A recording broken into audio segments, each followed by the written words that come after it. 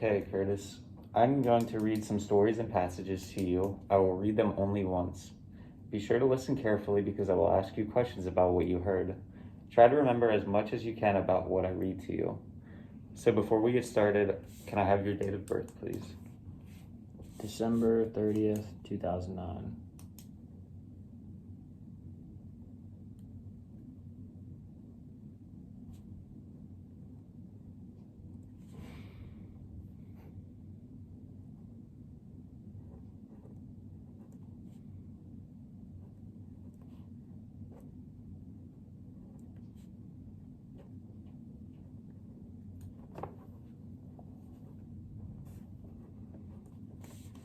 And my name's Henry.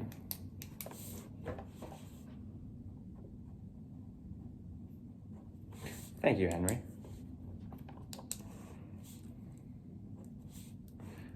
Okay.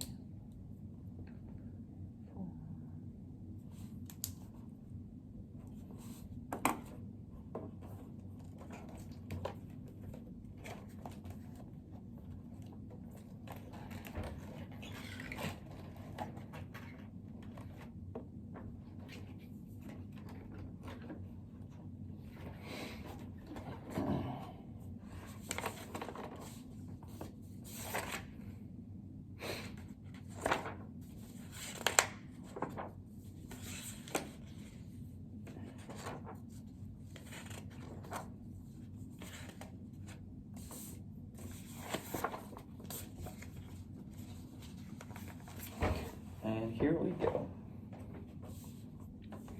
When John Smith arrived in England, he found a ship with colonists on board ready to sail for the New World. There was much quarreling on board as to which among the adventurers was the greatest. You may be sure that Smith did a deal of boasting and would allow that no one was greater than he. His vain talk so alarmed some of those present and so enraged others that they put him in irons and kept him thus until they reached land. They found Jamestown in Virginia, but the colonists were not suited to the rude work of the wilderness. They were gentlemen who wanted gold, and they did not care to cut down trees, build houses, and plant gardens. Smith warned them they had better plant their gardens in the spring if they wanted gold. They could seek it afterwards. But they would not listen to him and went about the woods, digging around trees and seeking in the gullies for precious metal.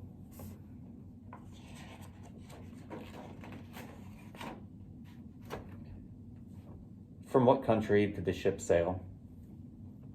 They were going to America.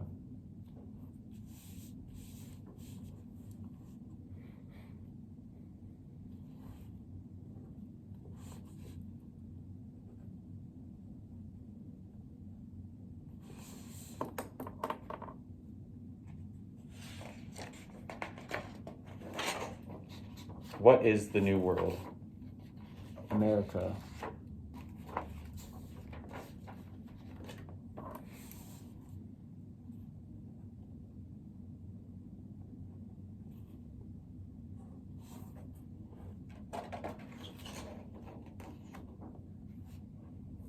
The passage says there was much quarreling on board. What is another word that means the same thing as quarreling?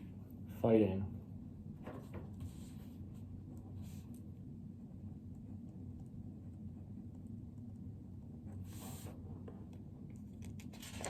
You're doing a good job so far. What did John Smith do that angered the others? He told them not to look for gold.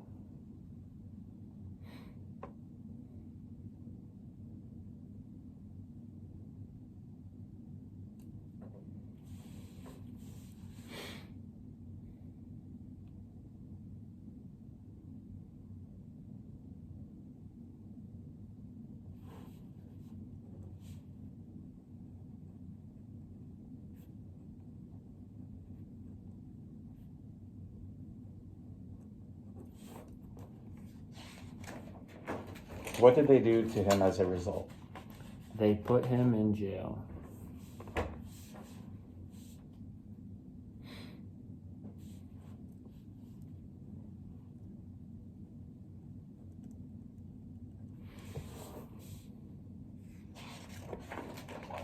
What colony did they found? Jamestown.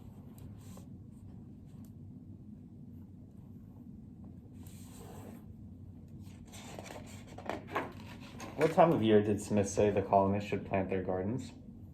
When it was warm out.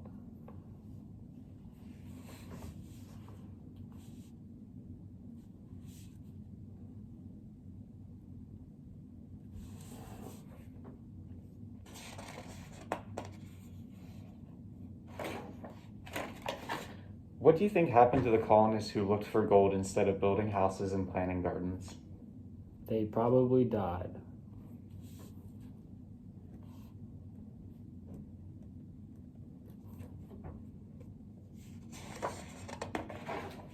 How do you know that they eventually learned to plant food and build houses?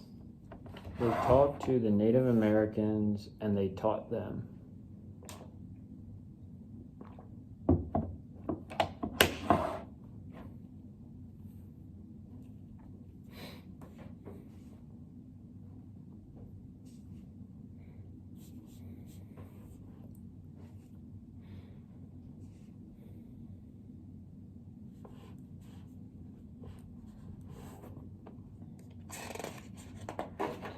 What might be a good title for this passage? America.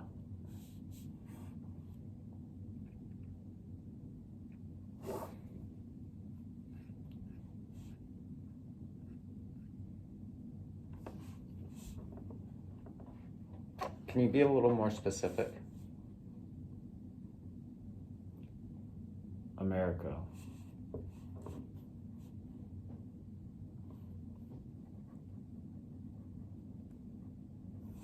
Okay, you did a great job with that first passage. We're going to move on to the next one.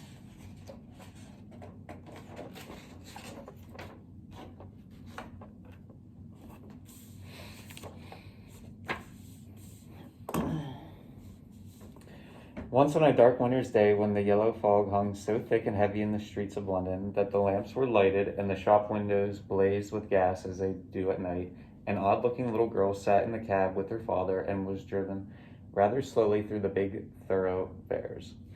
She was such a little girl that one did not expect to see such a look on her small face. It would have been an old look for a child of 12, and Sarah Crewe was only 7. The fact was, however, that she was always dreaming and thinking odd things and could not herself remember any time when she had not been thinking things about grown-up people and the world they belonged to. She felt as if she had lived a long, long time. Okay, now I'm going to ask you some questions, Henry. In what city does this passage take place? London.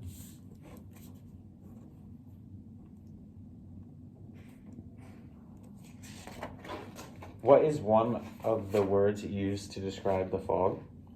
It was dark.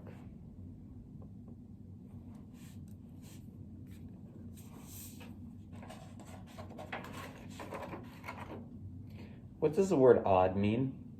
Weird. Doing a good job so far. Keep up the good work, Henry.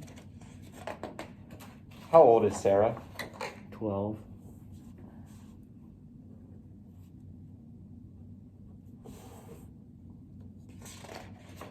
Okay, let's go on to the next one. What does it mean to have an old look on one's face? She looked like an old person, even though she was a kid.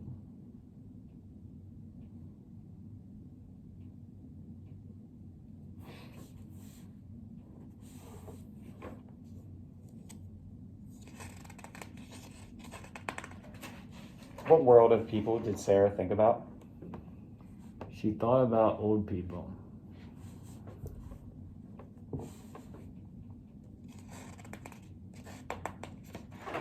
In addition to feeling old, how might a child like Sarah feel most of the time? She probably feels out of place.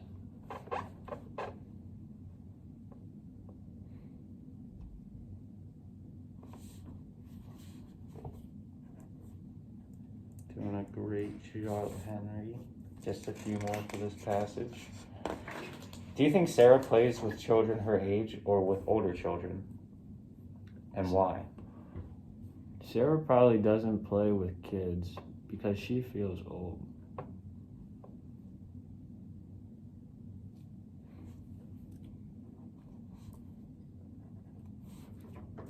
Okay. How would such weather make anyone feel? Old?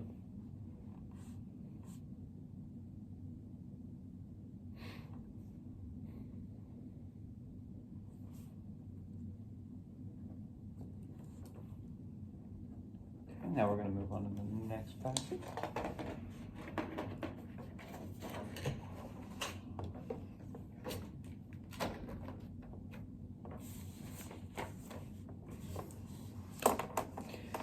During every era in human history, new technology has been discovered or created. Whether it was the first use of tools or the creation of the microchip, the goal of technology has always been the same: to make things faster, easier, and better.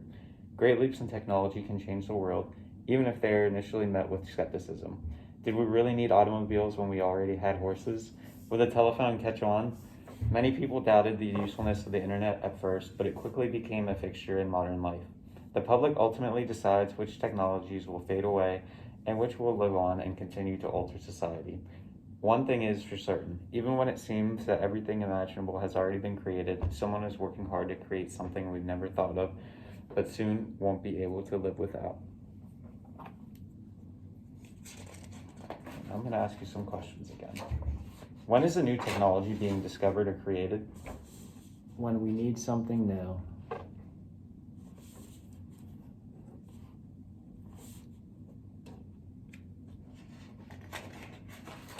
The passage states that some advances in technology are initially met with skepticism. What is another word for skepticism? To not know for sure.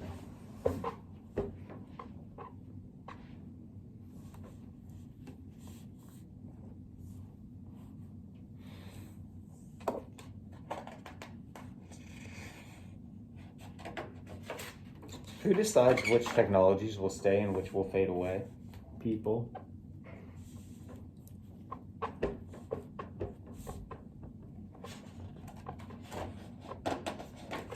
The passage states that the public ultimately decides which technologies will fade away. What does ultimately mean? It means they get to do something.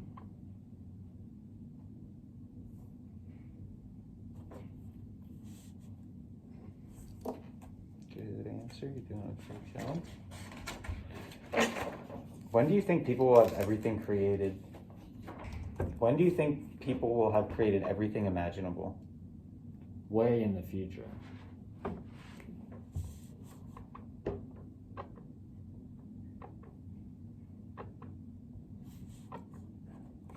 Okay, just two more on this passage. Why do some technologies fade away? They make something newer that works better.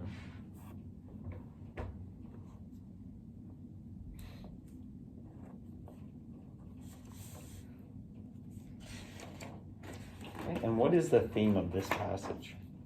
Technology. All right.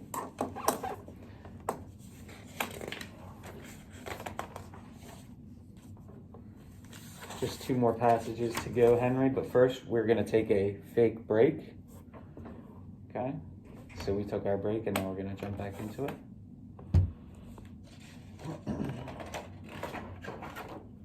All right, here's the next passage. What looked like a normal object lying there on the nightstand, propped up by its wristband, suddenly gave a noticeable twitch as it came alive. The hands that had just been showing 2 a.m. on the dot were now gaining speed as they went around and around, whirring faster and faster. Beneath the hands, a smile on the circular face became visible in the faint moonlight. The nightstand began to softly hum with vibration. Just when the noise was almost loud enough to wake its owner, its wristband straps began to flap, and it quickly lifted off the furniture and fluttered through the night air like a metal butterfly, gracefully making its way through the open bedroom door. Now I'm going to ask you some questions again, Henry. You've been doing a great job so far. Keep up the good work. What was the object? A clock.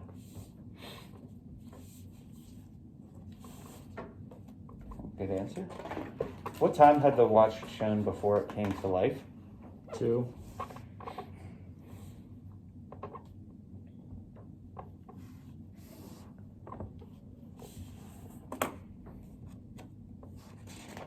Why did the nightstand begin to hum? It was shaking, and when it shakes, it makes that sound.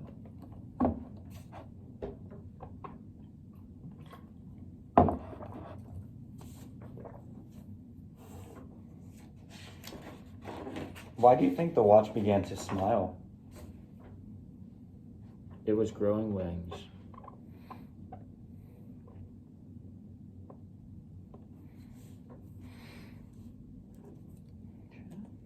Next question. What part of the watch helped it leave the nightstand?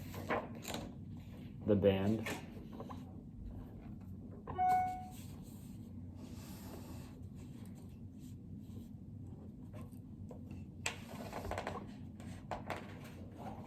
Why was the watch described as a metal butterfly? It had metal wings like a butterfly.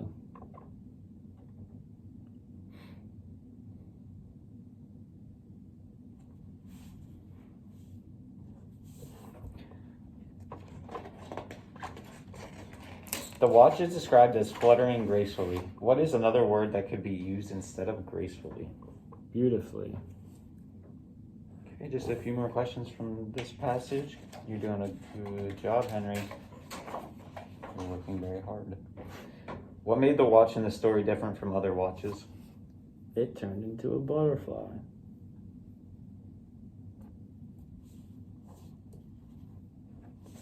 What might be a good title for this passage? Butterfly clock.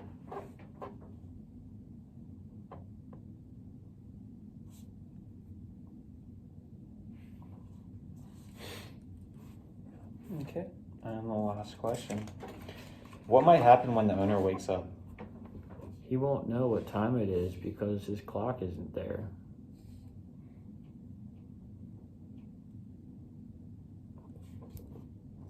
Okay, I'm gonna move on to the last passage here.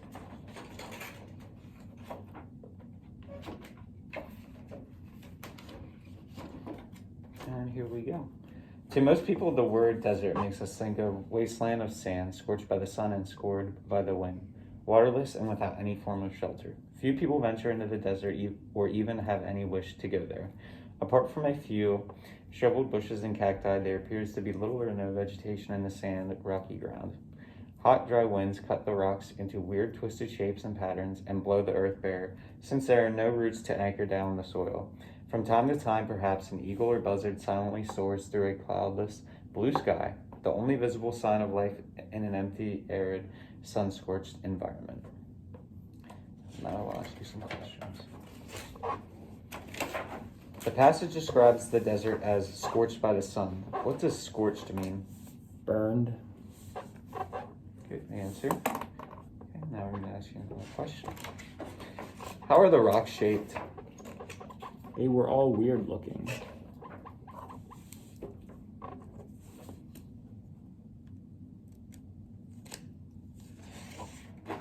Why does the soil shift easily in the desert?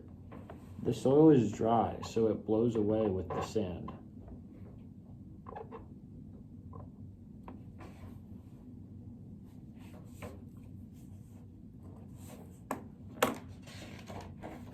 According to the passage, what is the only sign of animal life in the desert? Lizards and birds.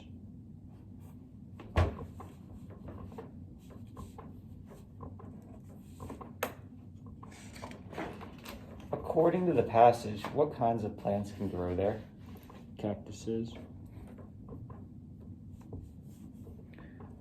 Okay, just a few more questions and then we'll be all done. The passage describes the desert as arid. What does that mean? Dry.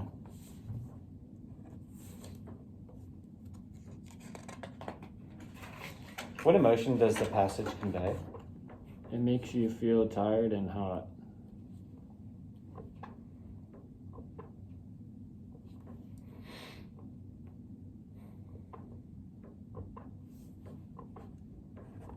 All right, we're on the final question. What might be a good title for this passage? Dryness.